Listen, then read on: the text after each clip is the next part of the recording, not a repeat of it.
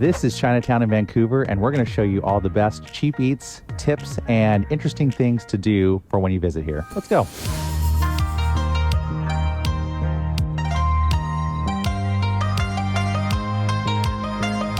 So Chinatown in Vancouver isn't actually that big. It's mainly all in this area, so it's very walkable. Pender is kind of the main street of Chinatown, and one block north is Hastings Street, which is known as being kind of a sketchy area, so I'd stay clear of there. Just anything south basically is fine. And if you're looking for some free parking, the best spot that we found where there's free parking is actually on the east side of Chinatown. If you go to the site Spot Angel, you can see how all these streets are residential parking, and we literally found a spot like 1 block away from the border of Chinatown in like 2 minutes. And we did walk across Chinatown so we could start our tour at the Arch, which is only about a 10-minute walk away, so not too bad. Now there's a few different interesting things that are right next to the Arch, and the first one is the Chow Insurance Building.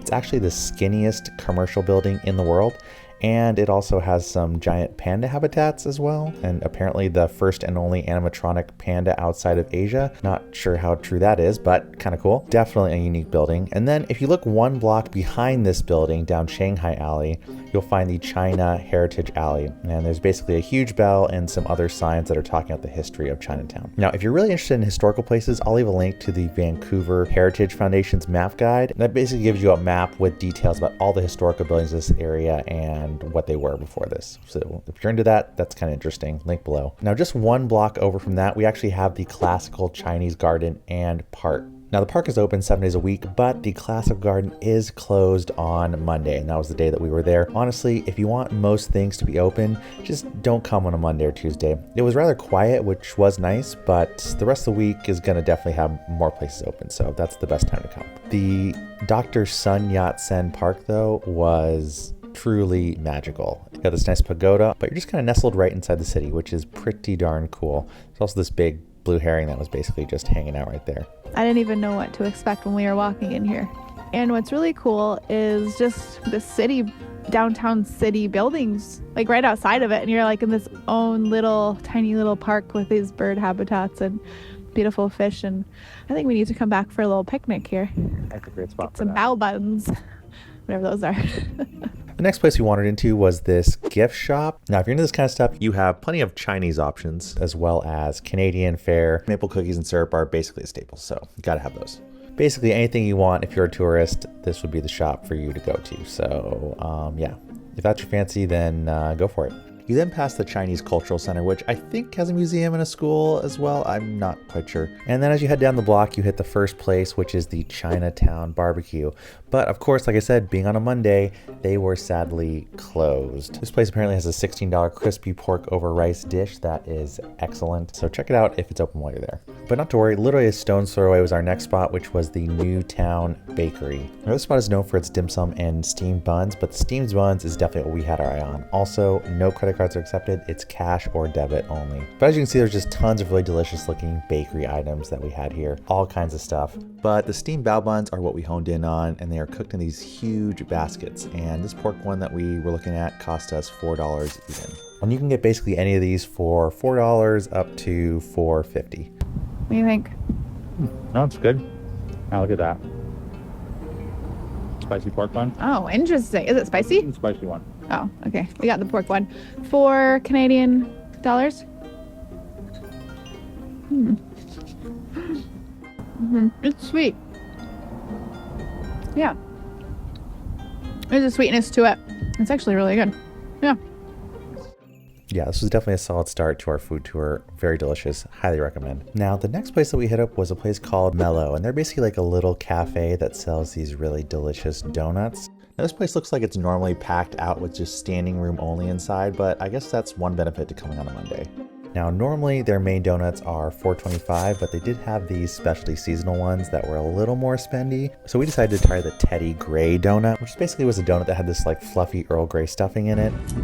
Oh, wow. It's like a whipped cream inside. It's very interesting. As it goes, it feels like you're drinking the Canadian Earl Grey tea at the London Fog. Yeah, that's very good. I don't even like donuts. And even though it was $2 more, it was definitely delicious. I definitely thought it was pretty solid, but I think this donut was definitely one of Jen's highlights for sure. Now, as we continue down the street just a few more doors down, we ended up at the Kam Wai Dim Sum restaurant. And I was definitely super excited for this one. I think this is one of the most well-known and best dim sum places in all of Chinatown. And basically for $5, you can mix and match any of their dim sums. Now, the two most popular ones are the pork siu mai and the ha gao, which is basically a shrimp dumpling. And we basically did 2 of each. You can basically do a mix and match and they'll give you 2 of each one for the same $5. And this comes with like a little thing of dipping sauce of soy sauce and hot sauce. And the shrimp one was definitely Jen's favorite. It wasn't like mashed up shrimp. It was like one whole shrimp, which was very delicious. But for me, honestly, personally, I really liked the pork one. I thought that one was one of the best that I've ever had. I'm sure if Luca could eat things, then he would be eating this one too. Honestly, he was eyeing it. I almost wanted to give him a bite, but he's not quite there yet. Yeah, we definitely could have had way more of these, but we definitely had to pace ourselves because some of the best things are still yet to come. And our next stop was the Zhao Ma Bakery. Now this one didn't even have the sign. It literally was washed away at the top there. So definitely a little bit of a hole in the wall. And this is probably one of the cheapest places that you'll find in all of Chinatown. Just a nice assortment of baked goods and things. We got the egg tart and the lemon bun. Apparently the pineapple and the coconut buns people also swear by, but it was literally only $2.25 for the lemon bun and it was $2 for the egg tart. Again, this place was cash only, so make sure you're carrying cash when you are in Chinatown. Very important. Now, honestly, the egg tart was fine. It really felt like nothing to write home about for me. I think I had my expectations set a little bit higher, but the lemon bun was definitely very good. And literally it was almost the size of my face. That's how big it was. So yeah, we definitely recommend the lemon bun. Definitely a good buy in Chinatown. Now, literally almost right next door to this bakery is the Manpuku Bento place. Now, this isn't the best value for money anymore. Definitely if you look at some of the reviews, people are saying how the value for food has gone down. Looks like they used to have like a curry dish with the katsu chicken on top and a complimentary miso soup for $10. Now you can basically get this small thing of beef curry next to rice for $9. So it's definitely, they've cut back a lot. This wasn't Jen's favorite thing. It was very hot for sure, but this wasn't Jen's favorite dish. But for me, I definitely enjoyed it. I thought it was quite good. I do like a nice good Japanese curry. Now, another interesting thing that was happening was they were actually filming for a TV show here. Apparently it was for a new Disney Plus streaming show. Not quite sure which one, but there was definitely tons of production trucks parked all around the blocks. Now, we didn't go to this one, but there's a place called the Red Beef Noodle Kitchen. Now, their most popular beef noodle soup is $17.25, which tons of people rave about, and you can actually get a bowl without the meat for $13.25. So definitely very affordable and has really good reviews. So that's definitely something you could check out if you want. But going around the block from this place, we rolled up to another bakery. This was the Sun Fresh Bakery, and people definitely wrote good reviews about their dim sum and their steamed buns here as well for not that bad of a price. But they did have a nice menu of like relatively cheap eats. I probably would have rather gone with the congee, which is basically just rice that's kind of like stewed until it's almost like a porridge consistency. Thailand, it was called jok. But to go on a limb here, we kind of tried something new and went with the rice noodle with pork. It did take them about 10 minutes to make it, but then once we had it, we tried it and, well, it didn't look great. And let me just say the taste didn't really actually seem that much better than how it looked. So honestly, I'd go for the congee if you're gonna get some sort of dish here.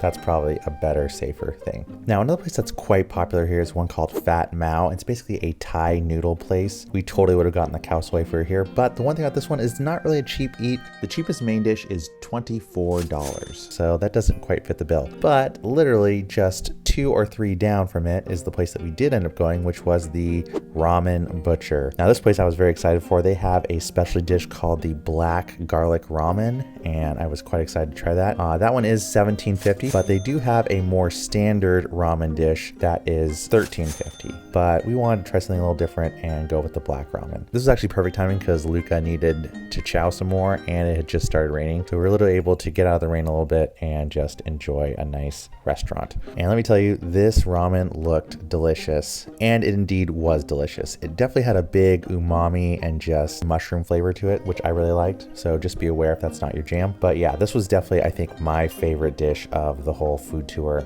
So delicious, so flavorful. Honestly, I think it was worth it for the $17.50 for the black garlic ramen, but I think the classic would have been honestly just as good. So $13.50 is honestly a great price for ramen at a place like this. Now, we were getting pretty full at this point, so one more honorable mention that we just didn't get around to was this Vietnamese banh mi sandwich shop called Ba Le, which from its reviews looks pretty good, and for $7 for a banh mi sandwich, it's kind of hard to beat. But we did want to end our tour at a tea place, so we walked back up to the 10 Ren Tea Tea Ginseng Co, where we tried a few of their tea samples. We did find out that you can't buy a tasting from them. If you buy some tea from them, they'll make a tasting for you, but it was still a very nice place to look around. Staff was very helpful and friendly, and they had this huge, ginormous pu'er tea thing that was just ridiculously way oversized.